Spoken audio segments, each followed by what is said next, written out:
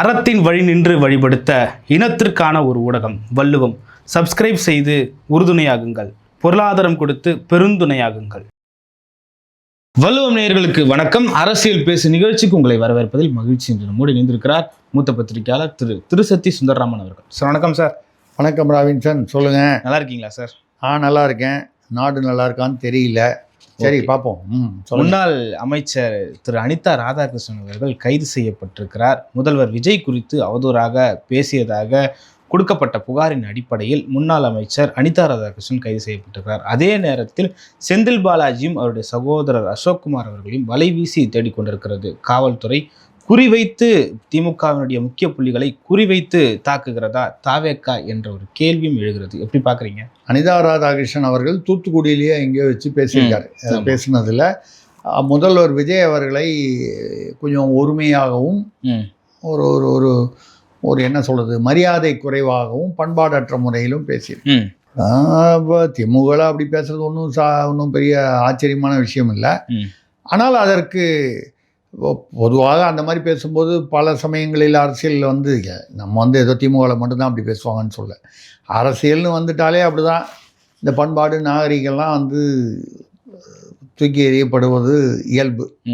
இது என்னன்னா, திமுகவில் கொஞ்சம் அதிகமான காலம் இப்போ சமீபத்தில் 6 முறை ஆட்சியில் இருந்திருக்காங்கன்னா அதுக்கேற்ற அனுபவம், அந்த அனுபவத்தினால் ஏற்படக்கூடிய அவர்களுக்கு உள்ள ஆணவம், எங்களை என்ன பண்ண முடியுங்கிற ஆணவம் கொஞ்சம் அதிகமாக பேசுவாங்க. மற்றவங்களாம் பேசவே மாட்டாங்கன்னு நான் சொல்லலை, எல்லா கட்சியிலையும் பேசுகிறாங்க. அது சம்டைம்ஸ் புரியாமல் வளர்கிறவங்களும் இருப்பாங்க. இன்று வந்த தாவேகா உள்ளிட்ட பல கட்சிகளில் பல பேர் புரியாமல் ஏதேதோ பேசுகிறார்கள்.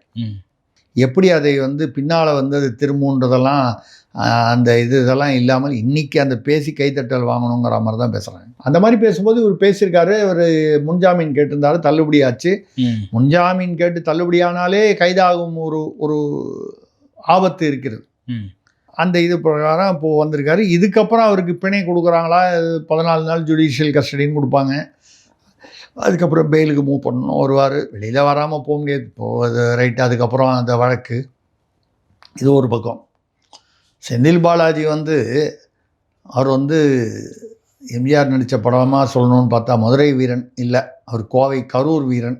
எம்ஜிஆர் நடித்த படம் மதுரை வீரன் பிரமாதமாக ஓடிச்சு. கரூர் வீரன் அப்படின்னு சொல்லக்கூடிய கரூர் கேங்கு, நான் கரெக்டு, அப்படி இருந்தார்.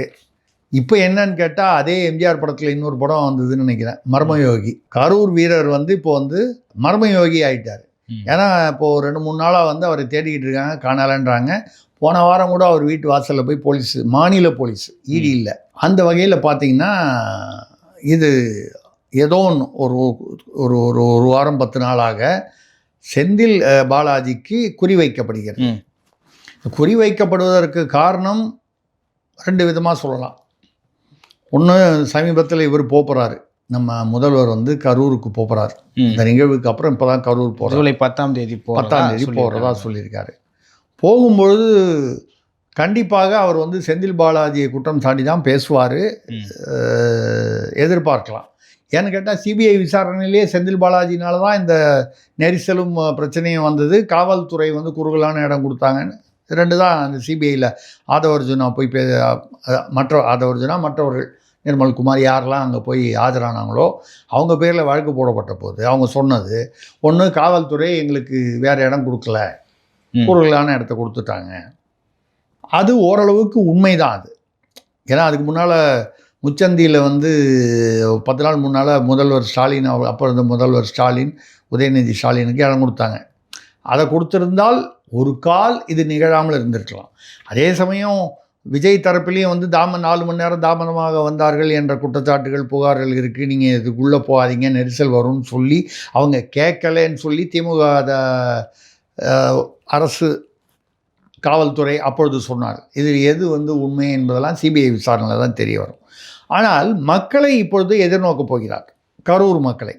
அங்கே பேசும்போது கட்டாயம் செந்தில் பாலாஜியை குறிவைத்து பேசுவார் என்று எதிர்பார்க்கலாம். ஏன்னா வழக்கோட அடிப்படையே அது அவங்கள அதாவது தாவேக்கா தரப்பிலிருந்து செந்தில் பாலாஜி மீது தான் குற்றம் சாட்டம். பாட்டில் எடுத்து அடித்தாங்க, அந்த 10 ரூபா பாலாஜின்னு பேசினோன்னு தான் பாட்டில் எடுத்து அடித்தாங்க, தண்ணி பாட்டிலை. அதுக்கப்புறம் இது செருப்பு எடுத்து அடித்தாங்க, அதனால் நெரிசல் வந்தது. இந்த மாதிரி பல விஷயங்கள். இது ஒரு பக்கம், இது ஒன்று. அப்போ கரூரில் பேசுவதற்கு கண்டென்ட் வேணுன்றதுக்காக தாவேக்கா செய்யுதோ அப்படிங்கிற ஒரு எண்ணம் ஏற்படலாம். நான் அது சொல்கிறதுனால ஏதோ திமுகவில் சுத்த சைதன்ய சாமியார்கள் இவர்கள் அப்படிலாம் தர்ம விரோதமாக, சட்ட விரோதமாக, ஒழுக்க விரோதமாக எதையுமே செய்ய மாட்டார்கள் நான் சொல்லலை. செய்யக்கூடியவர்கள், செய்தவர்கள் வரிசையாக நீங்கள் அண்ணாமலை பல்கலைக்கழகத்தில் ஆரம்பித்து அண்ணா பல்கலைக்கழகம் வரைக்கும் வரிசையாக வச்சுக்கலாம். நீங்கள் எத்தனையோ நிகழ்வுகள் திமுகவுடைய சாதனை வரலாறுல. ஆனால் அப்படி சொல்ல, ஆனால் இதில் சில கேள்விகள் வருது. அது என்ன, ஒரு ஊத்தங்கரை ஒரே ஒரு எம்எல்ஏவை 35 கோடி கொடுத்து என்னமோ இது சபாநாயகருக்கு எதிராக போட்டுருங்க அப்படின்னு சொல்லி நம்பக்கூடிய விஷயமா தெரியல. அதுக்கு போய் 35 கோடி செலவு பண்ணுவாங்களா? புதுசாக வந்திருக்காரு, முன்னால் அதிமுகவில் இருந்தாராம் இந்த இளையராஜா முன்னால். இப்போ பார்க்க போனால் பாதி பேர் மேலே பார்த்திங்கன்னா எம்எல்ஏக்களில் திமுக, அதிமுகலேருந்து எங்கள் வேறு ஏதோ கட்சியிலேருந்து வந்தவங்க தான். இருந்தாலும் அப்படி ஒன்றும் பெரிய பிரபலமான ஒரு தலைவர், அந்த மாவட்டத்திலேயே ஒரு பிரபலமானவர் அப்படிலாம் ஒரு அரசியல்வாதி இல்லை. அப்படி இருக்கும்போது 35 கோடின்றது கொஞ்சம் அதிகமாக தெரியுது. உண்மையிலேயே அதான் 50ன்னு இப்போ வருது. 30லேருந்து 50. 30லேருந்து 50ன்னு சொல்கிறாங்க. திமுகவிலிருந்து 10-12 எம்எல்ஏவை உருவுவதற்கு ஏற்பாடுகள், முயற்சிகள் நடைபெறுகின்றன நம்மளே பேசியிருக்கோம் இதுக்கு முன்னால். ஸோ அப்போ அதுடைய தொடர்ச்சியாக இது இருக்கலாம்.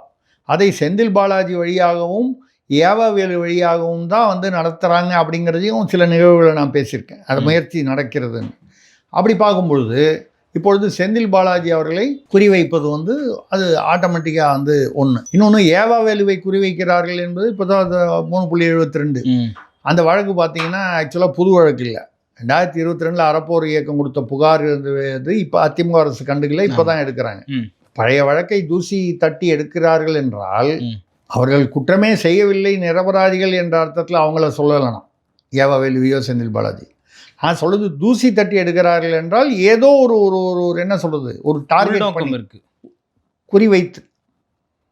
ஏன் குறிவைக்கிறாங்கன்னா இவங்க 2 பேருக்கு தான் அசைன்மெண்ட் கொடுத்து, நீ 10 எம்எல்ஏ, நீ ஒரு 10-12 எம்எல்ஏ, நீ 10-12 எம்எல்ஏ குறிவைத்து அங்கேருந்து ஒரு 20 எம்எல்ஏ ட்ரை பண்ணால் ஒரு 12வது வராதா? 12 பேர் உருவிட்டாங்கன்னா ஆட்சி கவுந்துரும்ல. நீங்கள் ஆட்சியை திமுக வர முடியுமான்னு கேட்பீங்க. சார் கவுத்து என்ன சார் பண்ணுது சொல்லுவாங்க. எனக்கு 2 கண்ணு போனாலும் அடுத்த வீட்டுக்காரனுக்கு 1 கண்ணு போகணும் அப்படிங்கிற ஒரு எண்ணமாக கூட இருக்கலாம். கவர்னர் ஆட்சி வந்தால் கூட பரவாயில்ல. 2வது இப்படி ஒரு மைனாரிட்டி ஆட்சின்னா உடனே ஒரே நாளில் கவுந்துடாது. இது போய் இது இது அதாவது முதல்ல இப்போ நம்பிக்கையில்லா தீர்மானம் வரணும் சார். இன்னும் ஒரு 5 மாதத்துக்கு நம்பிக்கையில்லா தீர்மானம் கொண்டு வர முடியாதுன்னு நினைக்கிறேன். இப்போ திமுக இவர்களை உருவி என்ன பண்ண போகிறாங்க? ஏன் கொண்டு வர முடியாது? ஏன் நம்பிக்கையில்லா தீர்மானம் கொண்டு வரதுக்கு இவ்வளோ நாள் ஆகணும்னு சட்டம் ஏதாவது இருக்கா? எனக்கு இது வரைக்கும் தெரியலன்னா சொல்லுங்கள். நீங்கள் இல்லை எதை வச்சு நீங்கள் கொண்டு வர முடியாதுன்னு நினைக்கிறேன்னு சொல்கிறீங்க? இல்லை சொல்கிறாங்க சார், இந்த மாதிரி 6 மாதத்துக்கு கழித்து தான் நம்பிக்கையில்லா தீர்மானம் கொண்டு வர முடியும், சபாநாயகர் மீது நம்பிக்கையில்லா தீர்மானம்லாம் இப்போதைக்கு கொண்டு வர முடியாது அப்படின்னு சொல்கிறாங்க. மகாராஷ்டிராவில் என்ன நடந்தது, வேறு மாநிலங்களிலெல்லாம் என்ன நடந்திருக்கு? நீங்கள் ஸ்டாலின் சார் சொன்னார் 6 மாதம் அவகாசம் கொடுப்போம், நாங்கள் ஆட்சியை கவிழ்க்க மாட்டோம்னு சொன்னார். அதுக்கப்புறம் 3 மாதம்னாரு. அப்புறம் இப்போ எப்போனாலும் கவிழான்னு சொல்கிறாரு. அரசியல்வாதிகளுடைய பேச்சுகளை நீங்கள் வைத்து பேச முடியாது. எந்த அரசியல்வாதியுமே சொல்கிறேன். நம்பிக்கையில்லா தீர்மானம் 6 மாதத்துக்கு கொண்டு வரக்கூடாதுன்னு எந்த விதிமுறையும் இருப்பதாக எனக்கு தெரியவில்லை. அப்படி ஒன்று இருந்தால் நானும் தெரிந்து கொள்ள விரும்புகிறேன். ஆனால் எனக்கு தெரிஞ்ச வரைக்கும் இல்லை. ஓகே, நம்பர் இல்லைன்னா எப்போனாலும் கொண்டு வரலாங்க. இது மாதிரி எத்தனை ஆட்சி கவுந்திருக்கு 1 மாதத்தில். நீங்கள் ஒரு சின்ன உதாரணம் எடுத்துங்க. வாஜ்பாய் அவர்கள் 99ல் ஜெயலலிதா அவர்கள், அதாவது அதிமுகவுடைய ஆதரவுடன் அங்கே ஆட்சி அமைத்தார், கூட்டணி ஆட்சி. அந்த அம்மா 1 மாதத்துக்குள்ளேயே ஒரு குறைந்த நாட்களில் அதில் என்ன பண்ணாங்க, ஆதரவு விலக்கி கொண்டாங்க.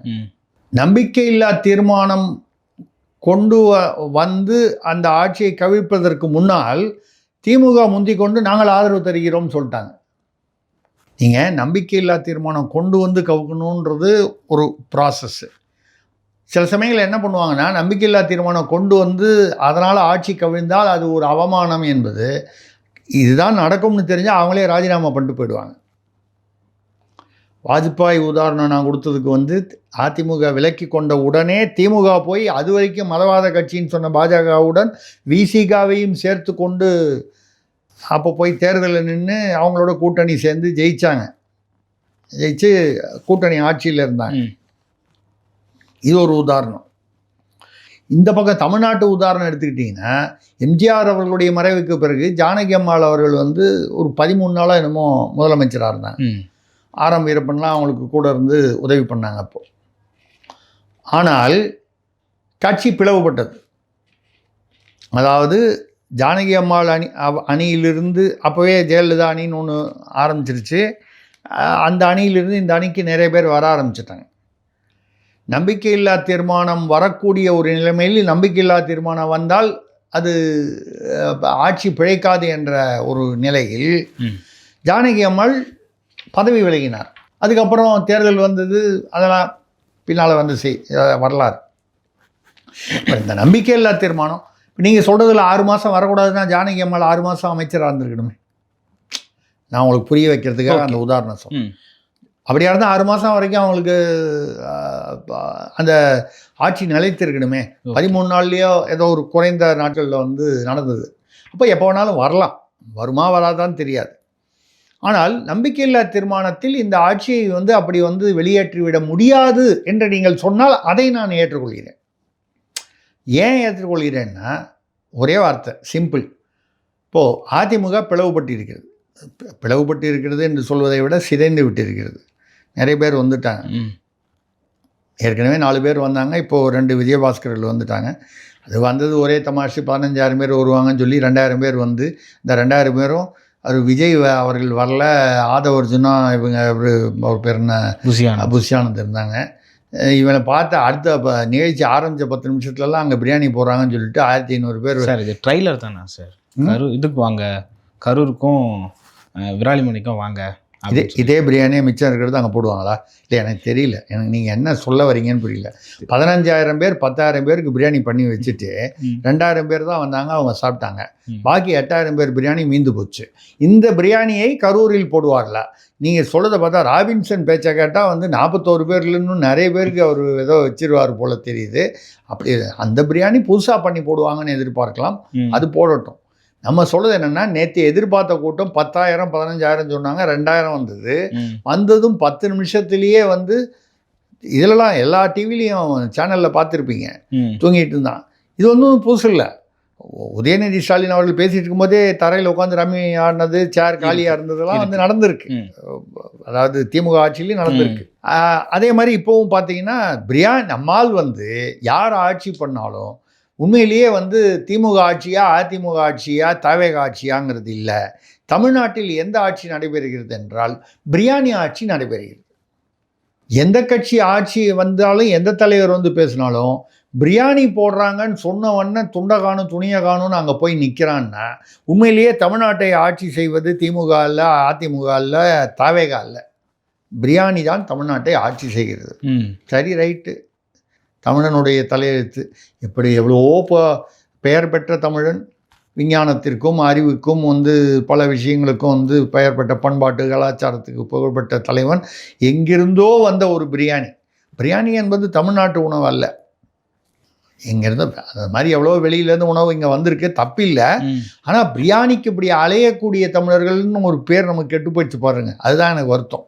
ஓகே சார், செந்தில் பாலாஜி, அனிதா ராதாகிருஷ்ணன் என்று திமுகவின் முன்னாள் அமைச்சர்கள் என்றாலே தேடி தேடி வழக்கு போடும் தவேக, அதிமுக முன்னாள் அமைச்சர்கள் என்றால் தேடி தேடி கட்சியில் இணைத்துக் கொள்கிறார்களே, திமுக அமைச்சர்கள் என்றால் கசக்குதா, அதிமுக அமைச்சர்கள் என்றால் இனிக்குதா என்ற கேள்வியும் எழுகிறது.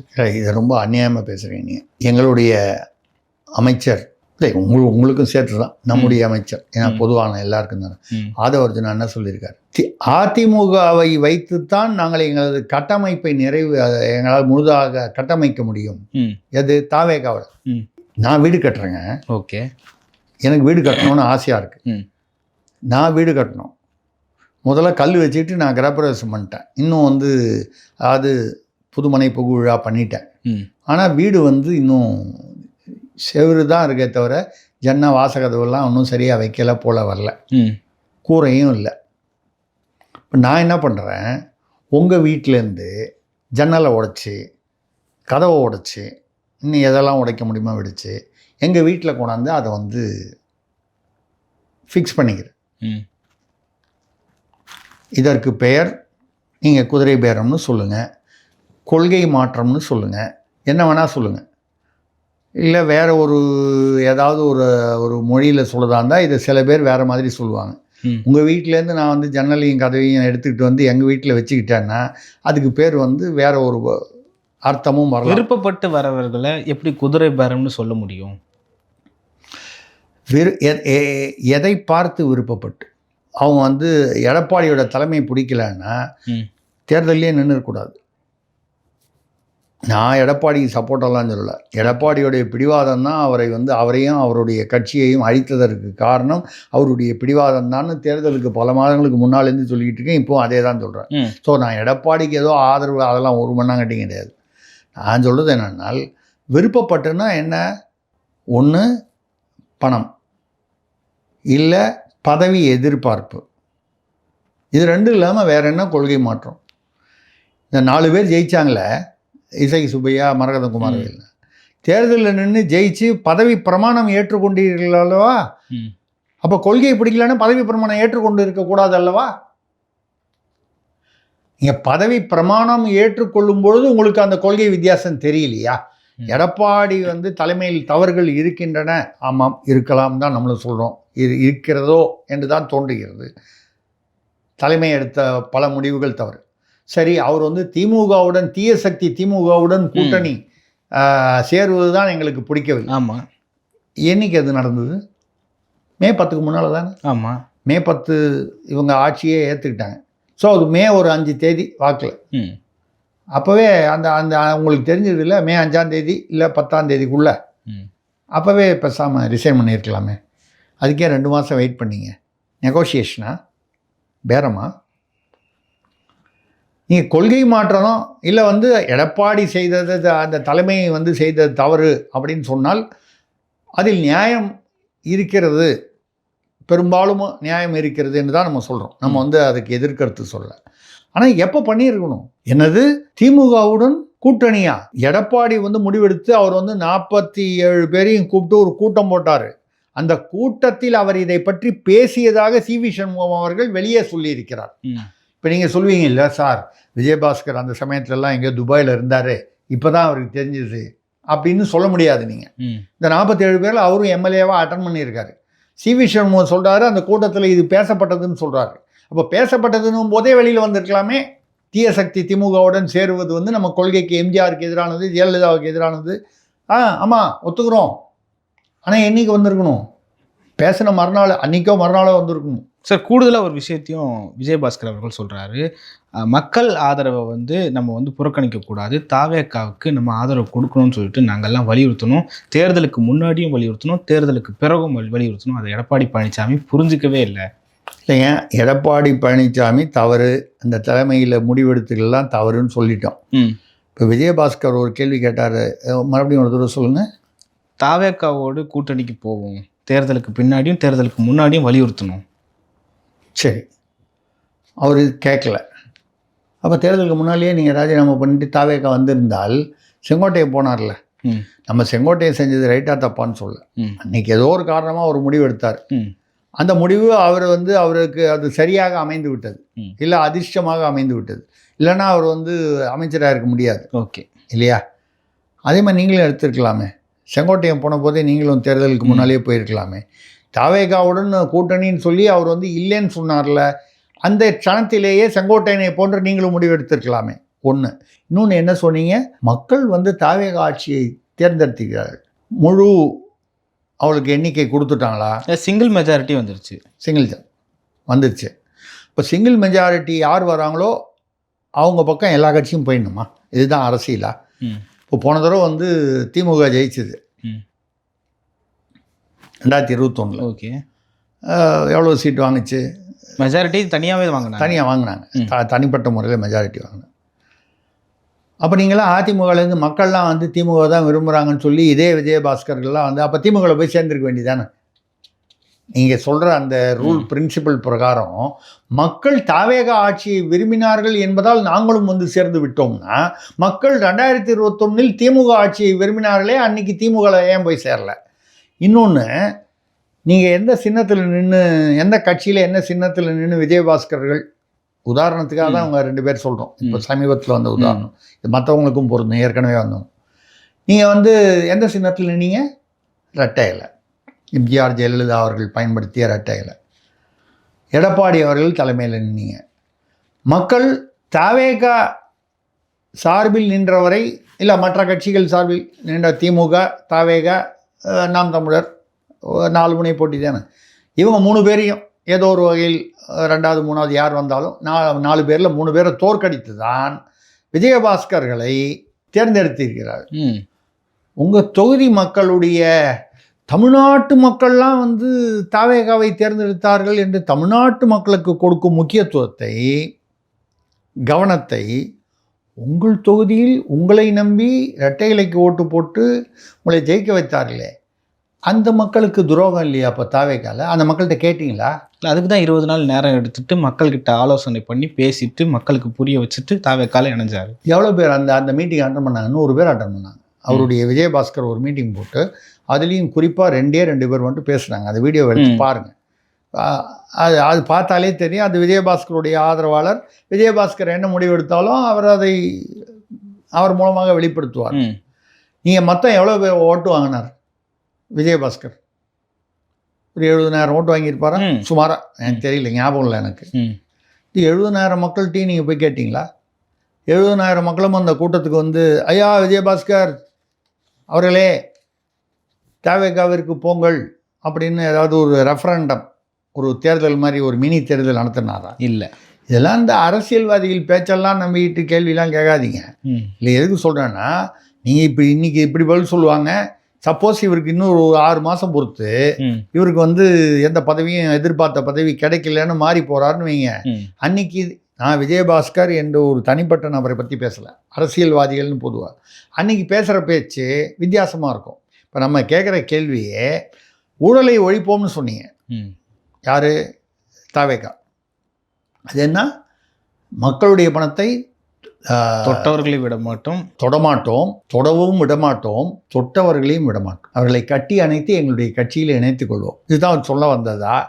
ஏன்னு கேட்டால், ஊழல்னு சொன்னால் புதுக்கோட்டை, அதாவது விராலிமலையில் ஜெயித்த முன்னாள் சுகாதாரத்துறை அமைச்சர், இந்த எம்டிஎம் குட்கா அந்த விஷயத்தில் பார்ட்டி ஃபண்ட் என்று மாதம் 14 லட்சம் வாங்கினதா சிபிஐ குற்றப்பத்திரிகை தாக்கல் செய்து நிலுவையில் உள்ளது. லஞ்ச ஒழிப்புத்துறை 35 கோடி அளவில் இவர் மீது வருமானத்திற்கு அதிகமான சொத்து குவிப்பு என்று குற்றப்பத்திரிகை தாக்கல் செய்து நிலுவையில் உள்ளது. இவருடைய நிலத்தில் அனுமதிக்கப்பட்ட அளவை விட பல மடங்கு கனிம வள கொள்ளை செய்துள்ளார் என்று வருமான வரித்துறை கண்டுபிடித்து வழக்கு நடைபெறுகிறது. வழக்கோ இல்லை அந்த ப்ரொசீடிங்ஸ் நடைபெறுகிறது. அப்புறம் சேகர் ரெட்டி ஒரு காலத்தில் ஒரு பெரிய மணல் கடத்தல் அதெல்லாம் பண்ணிக்கிட்டு இருந்தார். எஸ்ஆர்எஸ் மைனிங் அவருடைய நிறுவனத்திலிருந்து விஜயபாஸ்கர் 85 கோடி பணம் பெற்றார் என்று வருமான வரித்துறை தாக்கல் செய்துள்ளது எழுத்துப்பூர்வமாக. அப்புறம் ஆர்கே நகர் இடைத்தேர்தலில் பணப்பட்டுவாடா சம்பந்தமான ஆவணங்கள் இவர் சம்பந்தமான இடத்தில்தான் பிடிபட்டது, கோடிக்கணக்கான ரூபாய் கொடுக்கப்பட்டுள்ளது என்று அந்த தேர்தலில் ரத்து செய்யப்பட்ட அறிக்கையில் கூட இவர்தான் அதில் முக்கிய காரணியாக குறிப்பிடப்பட்டுள்ளார். தொட்டவர்களை விட மாட்டேன்னா இதானா? அந்த இப்போ நம்ம இவரை மட்டும் சொல்லலை, கரூர் விஜயபாஸ்கர் பேர்லேயும் நிறைய வழக்குகள் இருக்குது. இந்த வேட்பு மணிலேயே தனியாக என்க்ளோசர் போட்டு வழக்குகள் லிஸ்ட் பண்ணுற அளவுக்கு இருக்குது. 15 பக்கம் இருக்கா சார்? 100 கோடி. அதில் முக்கியமான வழக்கு 100 கோடி ரூபா ஏதோ ஒரு வழக்கும், அப்புறம் 20 கோடி ரூபாய்க்கு ஏதோ ஒரு சொத்து குவிப்பு வழக்கு, இப்படி நிறைய வழக்குகள். கடைசியாக மணல் திருடின வழக்கு இருக்குன்னு சொல்கிறாங்க. இருக்குது. ஸோ தொட்டவர்களை விடமாட்டேன்னா அவர்கள் தாவேகாவில் சேரும் வரை விடமாட்டேன்னு அர்த்தமா? அப்படிங்க இருக்கலாமே. அந்த அரசியல் வசனங்களில் சிலதெல்லாம் பிராக்கெட்டில் இருக்கும், நம்ம தான் புரிஞ்சுக்கணும். அவர்களை வந்து விடமாட்டேன் அப்படின்னா எங்கள் கட்சியில் சேர்த்து கொள்ளாமல் விடமாட்டேன் என்ற அர்த்தத்தில் சொல்லியிருப்பாரோ? நம்மளுடைய கேள்வி என்னன்னால், நம்ம அதிமுக திமுகன்னு பார்க்கல, ஊழல் பின்னணி உள்ளவர்களை உங்கள் கட்சியில் சேர்த்து கொண்டு நீங்கள் ஊழலற்ற ஆட்சியை தருவேன் என்று சொல்வது எப்படி நடக்கும்? இந்த கை அவனுக்கு விறுவிறுன்னு தானே இருக்கும். எந்த கட்சியில் சேர்ந்தா என்ன, ஓகே, எந்த பதவியில் இருந்தா என்ன, இப்படி எடுத்து எடுத்து பழக்கப்பட்ட கைகள். நான் பொதுவாக சொல்கிறேன், யாரையும் குறிப்பிட்டு சொல்லலை.